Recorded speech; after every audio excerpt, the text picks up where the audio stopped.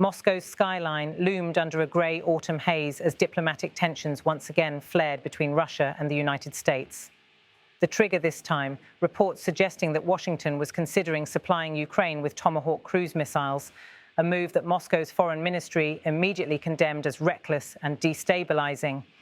Russia's foreign ministry spokeswoman, Maria Zakharova, addressed reporters in Moscow, her tone sharp and unyielding. Sending more weapons to Kyiv will not help achieve any settlement in the ongoing conflict, she said, in remarks carried by Russia's RYA news agency. The statement came just hours after fresh comments from Washington hinted that the White House might soon approve a major expansion in the kind of weaponry being sent to Ukraine. The spark for this controversy was an in-flight press interaction with US President Donald Trump aboard Air Force One. Speaking to journalists during his trip to Israel, Trump revealed that he was considering authorizing the transfer of long-range Tomahawk missiles to Ukraine, but only, he said, if Russian President Vladimir Putin refused to take meaningful steps toward ending the war. We're looking at all options. We've been discussing Ukraine's requests for advanced defensive capabilities, Trump said. If Russia continues its aggression, then we'll act accordingly. That remark, simple as it sounded, reverberated through global capitals. The Tomahawk, a precision-guided, long-range cruise missile developed by the US military, represents one of the most powerful and accurate weapons in America's arsenal, capable of striking targets more than 1,500 kilometers away with pinpoint accuracy. Its potential delivery to Kyiv would mark a profound shift, transforming Ukraine's defensive reach and sending a direct signal to Moscow. For Ukraine, the news was received with optimism and urgency. President Volodymyr Zelensky, who has repeatedly called for stronger Western support, has pressed Washington for months to provide systems that could neutralize Russian long-range strikes. Ukrainian officials hailed the possible move as a turning point. Our infrastructure has been under constant attack, one senior Ukrainian defense advisor told reporters in Kyiv. Tomahawks would allow us to defend more effectively and deter further escalation. But in Moscow, the reaction was immediate and furious. Zakharova's warning was unmistakable. Every new shipment of advanced weaponry makes peace more distant, she said. It increases the risk of expanding the confrontation beyond Ukraine's borders.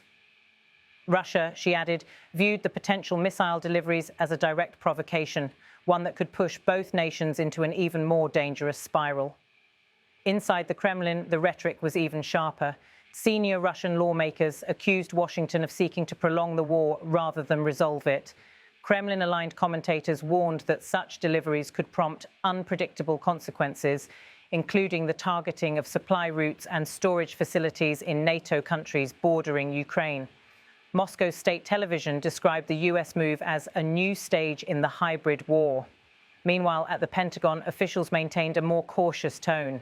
While not denying that discussions were underway, Defense Department sources said no final decision had been made. The matter is still under review, one official said on background. We're evaluating the potential implications and the necessary conditions for any such transfer. The phrasing reflected Washington's dilemma, balancing Ukraine's urgent requests for protection against fears of escalating direct confrontation with Russia. Analysts say that if Tomahawks are indeed delivered, it would represent the longest-range strike capability ever granted to Ukraine. Unlike the HIMARS or Storm Shadow systems already in use, the Tomahawk could reach deep into Russian territory, potentially striking command centers, supply hubs, and even naval assets in the Black Sea. That prospect, experts warn, is what alarms Moscow most. Military strategist Andrei Kortunov of the Russian International Affairs Council told state media that such a step would erase any remaining red lines. Western defense analysts echoed that concern from the other side, noting that Russia's likely response could include new missile deployments near NATO borders or intensified cyber operations. The risk of miscalculation is immense, one European security official said. This isn't just about Ukraine's defense, it's about redefining deterrence between nuclear powers. Across Europe, reactions were mixed. In Berlin, officials expressed quiet unease. German diplomats said that while Ukraine had a right to defend itself, steps that could dramatically escalate the conflict must be weighed carefully. In contrast, London voiced clear support. British Foreign Secretary David Lammy said the UK stood fully behind Washington's decisions to strengthen Ukraine's capabilities. Russia must understand that its aggression will carry consequences, he said. Inside Ukraine, however, the atmosphere was one of renewed hope. Footage from the Eastern Front showed soldiers reacting to the reports with cautious optimism. It would mean a lot, said one Ukrainian artillery officer stationed near Avdiivka. Right now, they can hit us from 500 kilometers away. If we could respond at the same range, they'd think twice. Still, for many global observers, the developments raise troubling questions. Will the Tomahawk decision push both sides toward a negotiated peace or toward an even deadlier escalation? At the United Nations, diplomats warned of a dangerous momentum in the conflict. A senior UN mediator described the arms race as an acceleration toward a point of no return. The envoy stressed that without renewed diplomacy, each new weapon shipment will make the eventual peace harder to build. In Washington, domestic debate is intensifying. Critics within Congress have questioned the wisdom of transferring such advanced systems. Some lawmakers argue that expanding the range of Ukraine's arsenal could trigger direct retaliation against US interests. Others insist that deterrence requires strength. Senator J.D. Vance, a member of the Armed Services Committee, said the US cannot afford to project weakness in the face of Russian aggression. Meanwhile, progressive voices urged restraint.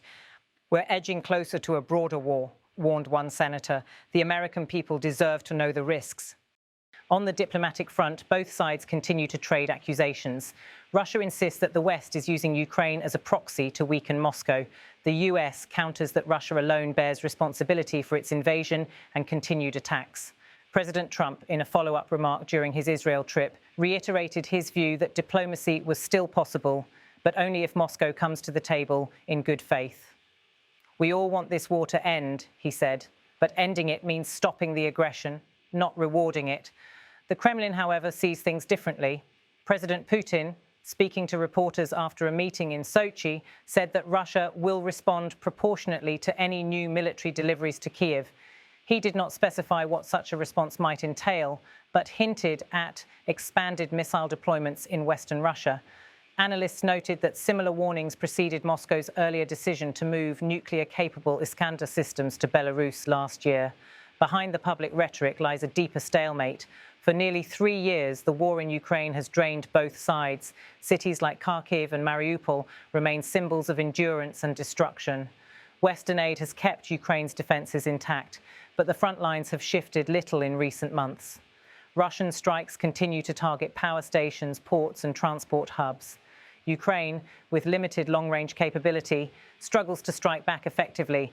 The potential arrival of Tomahawks would change that equation and possibly the entire strategic map. In Moscow, state analysts warn of a new phase of confrontation. Some believe the Kremlin might retaliate not only militarily but through energy and trade measures, cutting gas flows to Europe or restricting rare earth exports vital to Western industries. Economic weapons are also part of the game, one Kremlin-linked economist said on Rossiya 24 TV. The West must remember that. Meanwhile, in Washington, officials are aware of those risks. The Pentagon is said to be drafting contingency plans in case Russia retaliates beyond Ukraine's borders. NATO's Eastern European members, including Poland and Romania, have reportedly been briefed on new air defence coordination measures. The alliance is preparing for all outcomes, a NATO spokesperson told reporters in Brussels. For the people of Ukraine, though, the debate feels far removed from daily reality. In cities across the country, air raid sirens continue to punctuate the night. Families take shelter in underground stations as drones buzz overhead. We don't talk about politics here, said Olena, a teacher in Dnipro. We talk about survival. If Tomahawks help stop the missiles, then yes, we need them. As night falls over Moscow, the rhetoric remains as heated as ever. Russia warns of red lines. The US insists on deterrence. Ukraine pleads for protection. The world watches once again as old fears resurface of missteps, miscalculations, and mutual escalation. Diplomats still speak of dialogue, but each new announcement seems to widen the distance between words and action. In the end, what lies ahead is uncertain. The promise of peace feels fragile, overshadowed by talk of missiles, deterrence, and national pride. Yet, amid the harsh words and geopolitical manoeuvring, the question remains unchanged. How far will both sides go before the cost of escalation outweighs the power of restraint? For now, Moscow insists diplomacy is the only path forward. Washington weighs its choices carefully, and Ukraine, caught in the middle, braces for what may come next. The Tomahawk debate is not just about weapons. It is about the direction of a war that has already reshaped Europe's security map and tested the world's resolve. As the world waits, one thing is clear. The crossroads between escalation and negotiation has never been more perilous or more defining.